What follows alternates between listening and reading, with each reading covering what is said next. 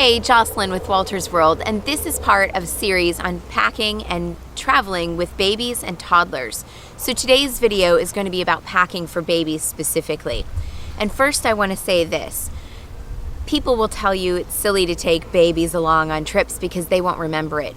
But you know what? You will, and you'll learn so much about how to travel with your young baby, and that will build on other trips later down the road. Second, your kids, starting at a very young age, it only makes it easier for them as they keep going. Both of our kids started at 6 weeks flying and traveling internationally, and it was just always easy for us because they had never known any different.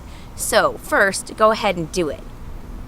Second, I want to say that this is probably the easiest time to travel with a kid because when they're babies, like little tiny infant things, they do whatever you do, and they're pretty transportable. And if you're breastfeeding, you're carrying their food along all the time with you anyway, and they don't have the propensity to run off like toddlers do, and they're not sullen teenagers like our oldest son.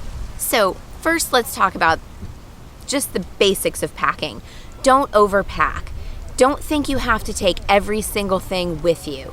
Wherever you go, there are babies there, unless you're on a deserted island. There will be babies and children are living and thriving everywhere around the world, so you can buy what you need. I usually would take 2 to 3 days worth of diapers so that I had enough to get me through until I could get to a store. The same with wipes, just a small pack, like of maybe 30, 40, 50, not even 50 wipes. But just take a pack of those, and don't forget like a small thing of, the butt paste and things like that. Something else I really like to take when we're traveling with a baby, especially during the summer months, is baby powder. They often tell you not to put baby powder all over babies anymore these days, but it's really great for those little fat creases in their elbows and their knee pits because they get fat and sweaty and it just kind of sticks there, so a little bit of powder kind of goes a long way. No matter how long you're traveling for, I would say 10 to 12 outfits is about all you need. And as backup, no matter where I'm going, I would always carry 1 to 2 outfits in Ziploc bags, separate from everything else in my carry-on, or my diaper bag, really, I should say. Because if they're in that and somebody has a blowout, because they will, they have blowouts at home, they're going to have blowouts in airports or planes or trains and whatever else. So having that's really great because then you can stick the yucky stuff back into the Ziploc bag and not have to worry too much about it. So keep that in mind. Some of those consumable things I talked about, like diapers and wipes, that you don't want to overpack. You do want to take a couple, I found, throwaway changing pad covers. Those were really helpful when we were in like some kind of weird places where I didn't even want to put my changing pad down that was in my diaper bag. So having one of those paper ones was kind of nice to tote around with me. Again, just have like a couple, 3 of those. You don't need a ton, and it's wonderful because then if they get messy, you can throw them out. So as you're packing all the clothes and things, I usually tried to pack 2 lightweight blankets for the summer months, and then maybe 1 warmer, thicker blanket for the winter months. But I swaddled my kids in the Miracle blanket. I actually really love the Miracle blanket. So I always took one of those, and then another lightweight sort of swaddling type blanket just to throw over them if it got a little chilly, or if I'm carrying them around in the baby Bjorn and it gets chilly at night, I could kind of put something over them that way too. Speaking of baby Bjorn, I really love taking our kids in some kind. I had a baby Bjorn, but there's so many different front packs and things where you can just tie your kids onto you. It's a really wonderful way to carry them around. You can easily breastfeed in there just by kind of pulling the cover over you and the baby. It's really comfortable, and you can get really lightweight ones for summer months, and you can get thicker, even like fleece lined ones for the winter. So that baby Bjorn makes it easy to walk around, like especially when you're in Europe or somewhere where you're just trekking by foot all the time. That makes life really easy. But sometimes you need to have a stroller and a car seat, right? So we need to talk about that. I always used to take the stroller with the car seat that fit into it, which was really easy, and I just immediately check those when I got to the airline, just hand those off to them and be done with it, and then put the baby in the front pack and carry them around that way. But then when you land, you can easily just put them in that pumpkin seat and stroller and off you go again.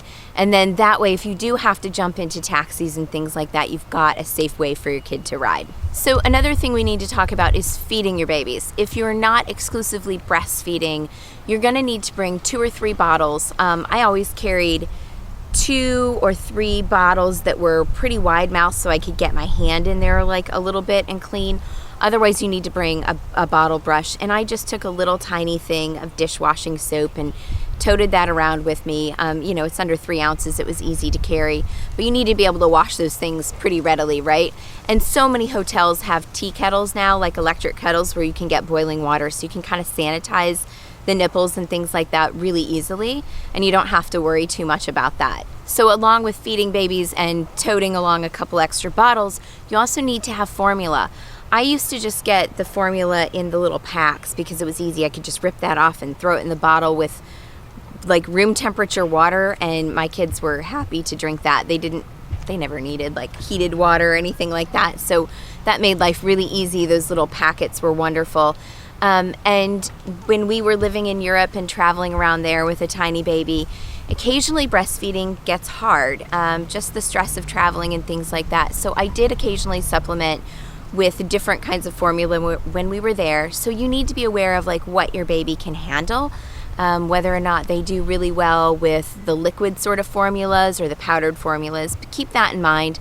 But you can always buy formula anywhere you go. The rest of the world uses it too. Something else that you need to pack with babies is a couple of baby-sized washcloths. Most of the rest of the world doesn't supply washcloths for whatever reason. But you know, those little creases and stuff, especially in hot summer months, they need a little bit of extra washing. So I bring a couple just little ones, and they can be washed in the sink and they dry really quickly, but it's nice to have those. And while you're at it, it's not a bad idea to bring some hypoallergenic baby wash and also a little bit of hypoallergenic baby clothing wash. So like detergent, so you can wash their clothes. You can do almost an entire load of baby clothes in a sink. And they also dry really quickly. So keep that in mind as you're packing things for the baby too. When traveling with little ones and mixing things like formula and washing bottles and things, if you're in a place without potable water, you need to make sure that you do all of that in bottled water. Even just washing the bottles, it's absolutely imperative that you use clean, clear water and not something that comes from a tap if you're somewhere where it's not okay to drink the water. So keep that in mind because that's really, really important. Or, you know, just avoid places without potable water until they're a little bit older and you can handle some of that later on. Also, when you're packing, you also have to think about what you're dressing your child in when you're on the plane. And I sort of have a love-hate thing with onesies on planes and trains and things because they're great because you can just unsnap them and change a diaper really easily instead of yanking pants down and things like that. But if they have a blowout and you've got to pull that up over their head, there's a good chance you're going to have poop smeared all over the place. So keep that in mind. If you have girls, it's really easy to just do like a dress. And actually they have, you know, baby pajamas and things for boys too that are sort of like just dresses that kind of tighten at the bottom or something.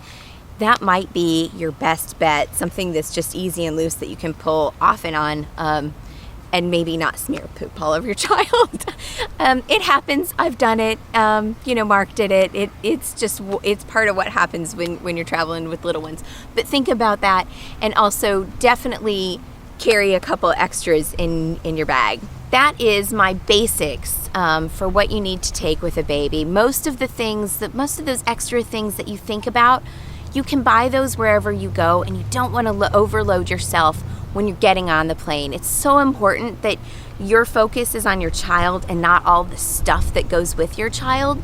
So take just the absolute bare minimum that you're going to need for 2 to 3 days of anything, and buy the rest when you're there. It also gives you a really great insight into how people live because you're going to a store with other moms and dads who are buying things for their little babies too. And so you get to use different stuff And it's a great cultural experience, but also it just saves you so much headache when you're traveling. So I hope you continue to travel with your babies and little people all the way through adulthood. So I want to say, keep traveling with those babies, no matter if they're tiny babies or really big babies. Keep taking your kids with you. And goodbye from Turks and Caicos.